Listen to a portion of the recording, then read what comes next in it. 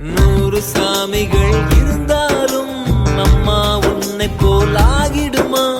கோடி கோடியாய் கொடுத்தாலும் நீ தந்த அன்பு கிடைத்திடுமா?